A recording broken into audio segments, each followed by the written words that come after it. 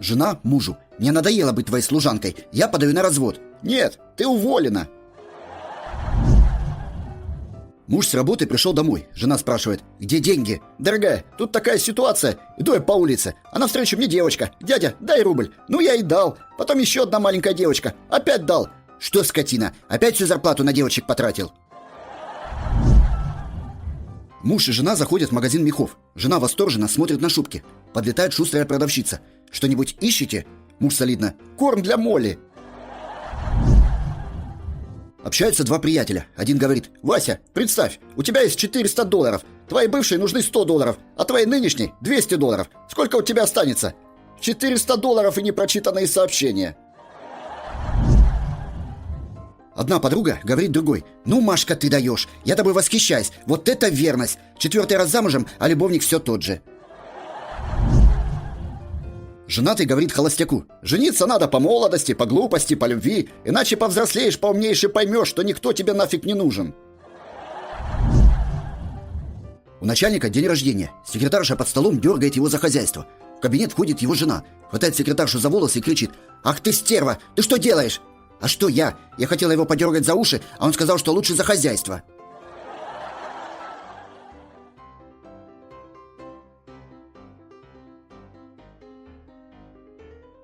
All right, everyone's presentations are done. Nick, the manager, said as he tried to move the discussion forward. Excuse me, I haven't. I recently found out something. Nick interrupted me and began to speak. There's apparently someone in this department who didn't graduate high school and is just a part-timer. Meetings should be for employees only. Absolutely right. His lackey, Mike, of course, agreed with Nick. I'm leaving. After leaving the meeting room, I started to shut down my computer. I noticed that an email had arrived, not in my personal inbox, but in the company's shared email. Thinking, there's no point in speaking up, no one will listen, I went home quietly. The next day, I heard a commotion from Nick's desk. He was staring at his computer screen, his face pale. "Nick, is something wrong?" Mike looked at the screen with him. And he turned even paler than Nick. Why is he so angry? Knowing the reason for Mike's distress, I thought to myself, serves them right. My name is Adam. My mother passed away when I was in the 9th grade, and I was raised by my father. Well, you could hardly call it being raised. After my mother passed, my father changed. He drowned his sorrows in alcohol, and though he still went to work, he squandered our living expenses on horse racing. Because of that, I had to start working part-time as soon as I entered high school. Every month, I went to the convenience store with bills in hand that couldn't be auto-deducted from my father's account. Even though I endured it because I didn't want to be alone, I reached my limit in my second year of high school and dropped out. I found a live-in job at a distant inn. Thank you for everything.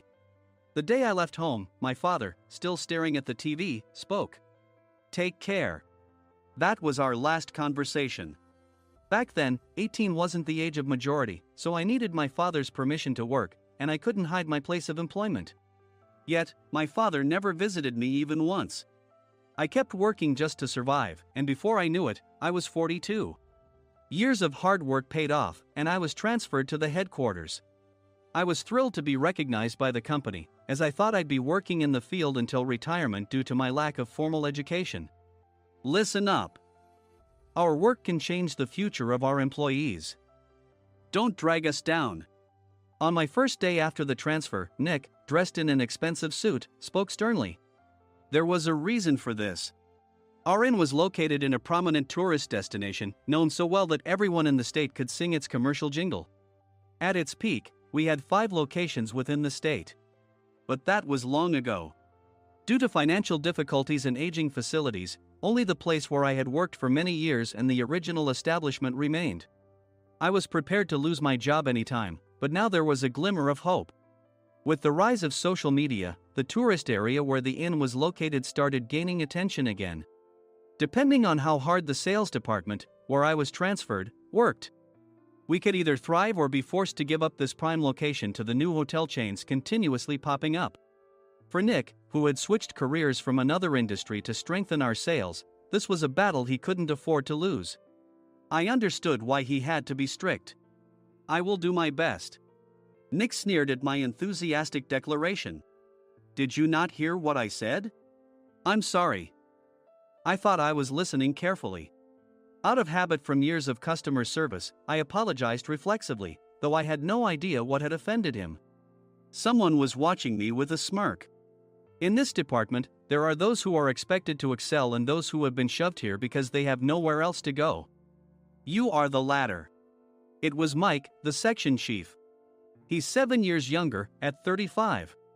But he was called to headquarters much earlier than I was and had been moving around within the headquarters ever since. I'm not jealous, but I can't accept that he's my boss. Graduating from a prestigious university, he has an unusually high pride and caused many problems as a newbie, making things very difficult for me when I was the front desk leader.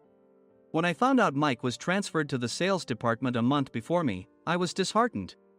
Mike is right. With just a middle school diploma, there's not much you can do. Don't even think about achieving results. As if I didn't exist, Nick remarked, I'm thirsty. Mike eagerly ran to the coffee maker. It seems Mike is Nick's lackey.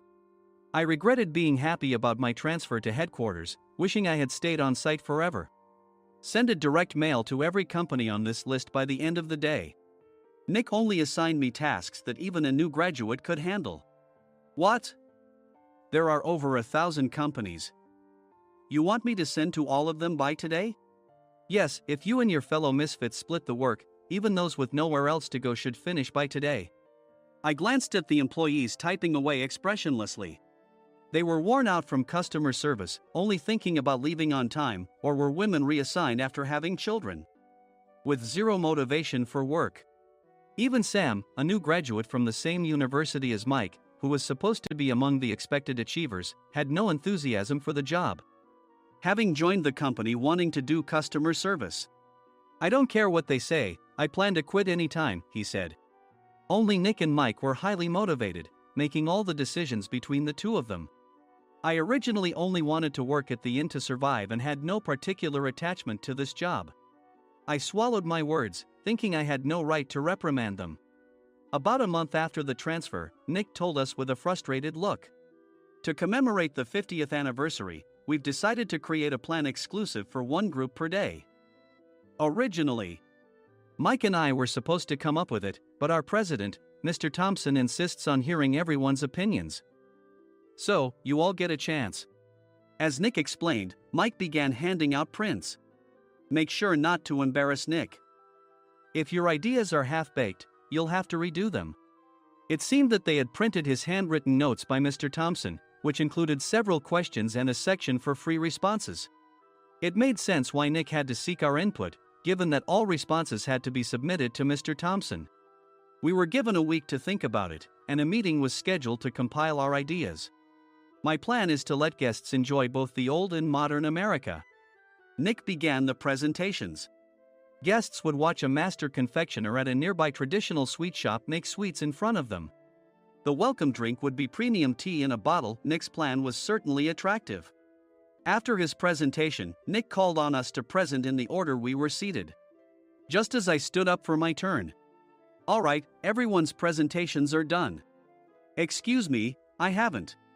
I recently found out something. Nick interrupted me.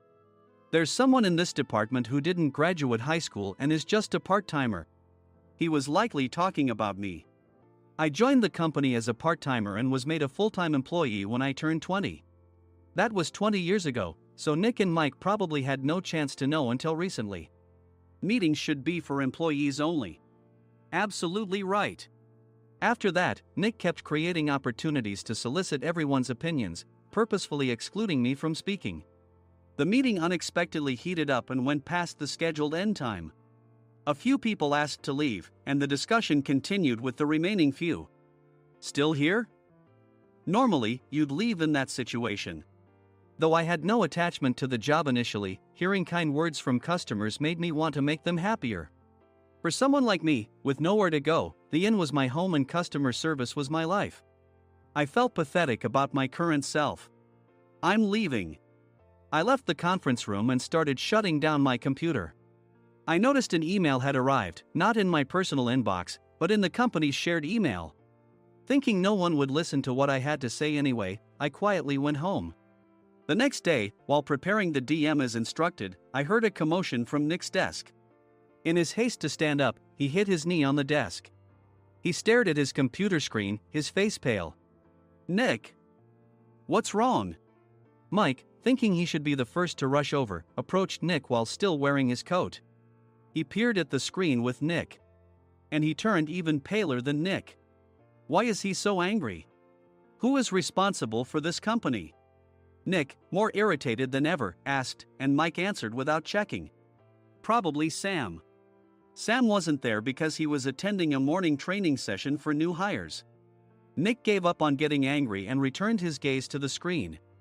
They were looking at an email that arrived right after the end of the working day yesterday. Apparently, no one, including me, had checked it before leaving. The email was from a large company that used us for their annual employee trips. The president and executives of that company also frequently used our services personally. President of the company, Mr. Mason himself, had declared that neither he nor his company would ever use our services again. Well, some companies cancel their employee trips or stop using our services due to financial struggles. Let's just move on. Mike kept wiping the sweat from his forehead with a handkerchief. Knowing why Mike was so agitated, I quietly watched their interaction. Do you know how much revenue we get from that company? We can find other guests to fill the rooms, but we'll lose the banquet costs, gift shop revenue, rental car fees, and more. Moreover, the gifts were supposed to be prepared by the traditional confectionery shop involved in Nick's proposed plan. If it's known that we incurred such a huge loss at this critical time, Nick's position in the company would be jeopardized. Nick took a deep breath, seemingly trying to calm himself. All right, Mike. Go to New York right now and apologize to Mr. Mason. What? You're coming with me, right? I have urgent work to do. I trust you, which is why I'm entrusting this to you. Please. Mike, believing Nick's sincerity, agreed with a determined look on his face, saying, yes. That's Nick for you. Even if Mike went to apologize, Nick would shift all the blame onto him if the client didn't change their mind. Well, it was Mike's fault to begin with, so it served him right. About 3 hours later, Sam answered a call from somewhere and repeatedly apologized, saying, I'm very sorry. Everyone watched to see what was happening. After ending the call, he informed Nick with a weary tone. When Mike arrived at the client's company, he only made things worse, further infuriating Mr. Mason. He was demanding, get his boss here immediately. It was no wonder Sam was exhausted, dealing with such a call right after returning from training. What is that idiot doing? All right, Adam, you're coming with me. If sacrificing Mike didn't work, then I must be next. Normally, I'd want to refuse at all costs, but I saw an opportunity in this situation. If I can be of assistance, I'd be happy to join you. I obediently followed Nick, and we flew to New York. When we introduced ourselves at the reception, it became clear how serious the situation was, as the receptionist personally escorted us to the president's office. Angry voices leaked through the door, making both Nick and me uneasy. Excuse me. I'm Nick, the supervisor. I understand my subordinate has caused you trouble, and I deeply apologize. Nick, with his experience in the corporate world, knew enough to offer an apology before excuses. However, his customer service skills left much to be desired. I sighed as I saw Mike trembling like a small dog in the corner of the room. What kind of training are you giving your subordinates? Mr. Mason glared at Nick with a red face. The intensity of his gaze made even Nick take a step back. Regrettably, I joined this company only 2 years ago and was unaware of Mike's issues. I should have identified his shortcomings sooner. Indeed. I should have realized sooner. No sensible person would come to apologize and then give a lengthy presentation on the drawbacks of not using their in. Nick froze, his mouth slightly open. Suspecting the worst, I picked up the documents that had fallen to the floor. It seemed Mike hastily prepared these documents on the plane, listing the disadvantages. Disadvantage 1: if you change the venue for the company trip, employees might suspect it's for cost-cutting reasons, leading to a negative impression. Reading it aloud half-jokingly, Nick snatched the papers from my hand and checked the contents with a furious expression. Among the stack of documents was a receipt from a nearby convenience store's copy machine. I felt a pang of dread, hoping he hadn't shown the receipt as well. What do you think he said when I asked what kind of nerve he had to do this? I'm very sorry. Faced with the dire situation, Nick must have thought there was nothing left to do but apologize. In a voice smaller than I'd ever heard from him, he uttered words of apology. He said, "I'm a Harvard graduate. I don't believe I said anything wrong." Mike! What have you done? Forgetting his plan to pin the blame on Mike, Nick yelled loudly, even in front of Mr. Mason. "I didn't do anything wrong." "You're still saying that? Look at him." Mike pointed at me with a shaking hand. "I was assigned to headquarters in my 20s and now I'm a section chief. This guy only made it to headquarters at 42. Everything I've done proves I was right. So why are we losing the contract?" Having said his piece, Mike collapsed to the floor. "Of course. You were sent there because you had nowhere else to go." Mike never expected to hear such words from someone he looked down upon. He lunged at me, and Nick hurriedly stepped in to stop him. "Mr. Thompson told me Mike is a quick thinker, and to take good care of him." There's no way he was pushed aside. "Don't make things worse here. He didn't say quick thinker, he said only quick-witted, didn't he?" I don't remember that part. I recalled the many troubles Mike caused when he was a newbie. When Mike was on the front line, his pride was so high that he never apologized to customers. Customer service, especially in our job, doesn't work alone. It brings both good and bad situations. If the front staff or housekeepers made mistakes, or the cleaning company didn't properly clean a room, one had to apologize to the customers regardless of personal fault. Mike, in such situations, would never apologize, insisting he wasn't at fault. This often angered customers, and as the front desk leader, I frequently had to apologize on his behalf. He caused complaints and disrupted operations, which is why he was quickly moved to headquarters. In departments where he didn't interact directly with customers, his quick thinking was beneficial and things went well. But it seemed his flaws were starting to show. Corporate reservations are supposed to be entered into the system by the sales representative. But a quick check yesterday revealed that more than 10 items were missing from the client's reservation. The handover document clearly stated what needed to be prepared. Why didn't you enter it into the system? Why do we have to give them special treatment? Filling rooms near the banquet hall, setting up all the food in advance. Specifying the brand of wine, they're too demanding. No wonder he always angered customers, I thought, feeling a headache coming on. Grouping them in rooms near the banquet hall is for our benefit too. It makes it easier for the staff to set up beds and serve breakfast since everyone's schedule is synchronized. As for the other requests, Mr. Mason suggested them to lighten our load. I didn't know that. Nick finally seemed to realize that Mike was the one who had angered the client. What did you say to them? I just told them we wouldn't give them special treatment anymore. We shouldn't waste effort on things that don't bring in money. I was utterly exasperated at his lack of understanding of customer service. Of course, we shouldn't comply with unreasonable demands. But carrying over successful practices from past stays makes customers feel remembered and enhances their experience. Good memories encourage repeat visits. That's part of our job. I looked down at Mike, who was sitting on the floor. In our job, nothing is a waste. Mr. Thompson likely moved you to the sales department, hoping you'd finally understand this. How do you think he feels now that you failed to meet his expectations? Mike, tears in his eyes, fled the president's office. I was amazed he still hadn't apologized. You have it tough, Adam. It's okay, we're all employees of the same company. I deeply apologize for this disrespectful incident. Especially after all the care you've shown us. If it weren't for you, Adam, I really would have stopped staying here. When I heard you were moving to the sales department, I was willing to reconsider if you handled it.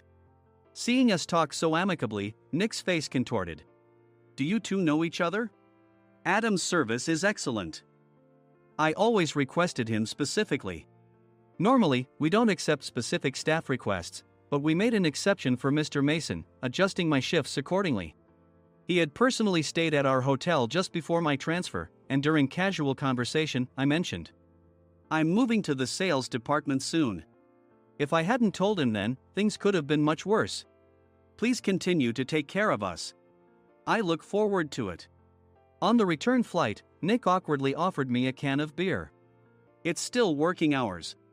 Of course, I had no intention of forgiving him for a single beer. Nick might try to pin everything on Mike and avoid any consequences. While pondering this, a startling fact came to light. "Nick, the tea bottles for the plan have arrived." I handed Nick a bottle labeled with our inn's name. "They look good." "What are you talking about?" "These are plastic bottles. I had assumed we would use the trendy, high-end bottling tea. But what arrived were ordinary plastic bottles of tea with customized labels. The only unique aspect was the label, which had the inn's name, making it look customized. Upon further investigation, I discovered that a substantial amount of money was set to be paid to the tea company. It was priced like bottling tea. Does this plastic bottle really cost $100 each?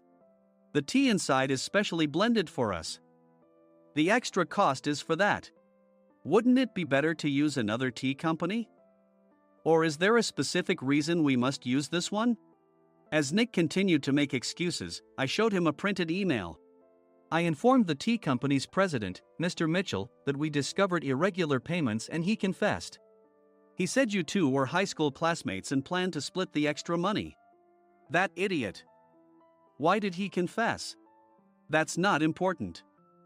You should worry about yourself, this could turn into a police matter. Opening the bottle cap, I suggested. How about calming down with this tea? It supposedly has a relaxing effect. Nick drank the tea frantically. In the following days, decisions were made about their fates. Mike was reassigned to the General Affairs Department, with no chance of transfer or promotion, as per Mr. Thompson's orders. As for Nick, since the payment to the tea company hadn't yet been made, he narrowly avoided legal trouble. Instead, he was encouraged to leave the company, and to avoid further complications, Nick submitted his resignation. Rumor has it that connections between HR departments have made it difficult for him to find new employment.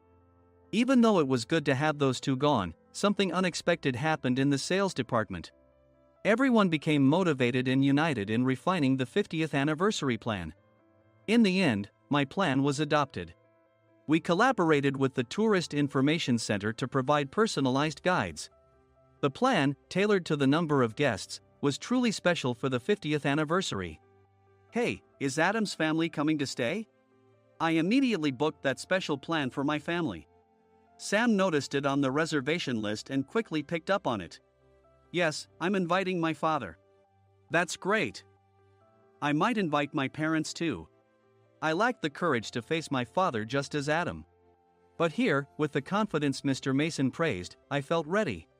The 50th anniversary plan was a perfect opportunity to reconnect with my father. I hoped to bring back the days when we could laugh together as we once did.